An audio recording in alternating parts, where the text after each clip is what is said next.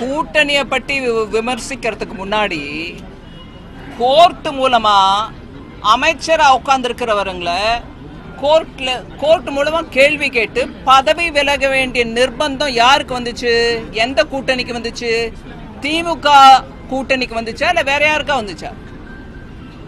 ஊழல் காரணமாக court, supreme court வரைக்கும் போய் இன்னைக்கு தேதிக்கு 2 அமைச்சர்கள், ஒரு அமைச்சர் ஊழல், இன்னொரு அமைச்சர் இன்னொரு விஷயம், இறங்கிக்கிட்டே இருக்காங்க பதவி, இல்ல கோர்ட் மூலமா கேள்வி கேட்டுட்டே இருக்காங்க.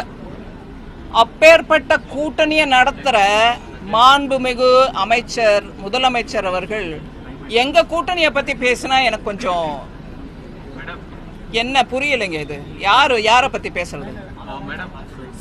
இங்கிலீஷ்ல சரி, இங்கிலீஷ்ல ஹூஸ் கோட்டிங் த பைபிள்னுவாங்க. நான் அந்த வார்த்தையை உபயோகிக்கல. எஸ்ன்னு ஆரம்பிக்கும் இல்லைங்களா? நம்ம எல்லாருக்கும் புரியும். அந்த மாதிரி இருக்கிறது வேற விவகாரம். உங்க கூட்டணியில ஆஃப் பண்ண வேண்டாம்ப்பா. நான் டிஎம்கே பத்தி சொல்றேன், வச்சுக்காங்க. உங்களுக்கு போனோம் செய்தி, உங்க தலையத்துக்கு போனோம்.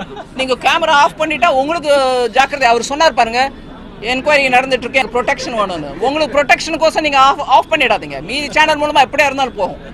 வைங்க, ஆன்ல வைங்க. அதனால ஊழல் கூட்டணிக்காரங்க எங்க கூட்டணியை பத்தி பேசினா எனக்கு சிரிப்பு வருது.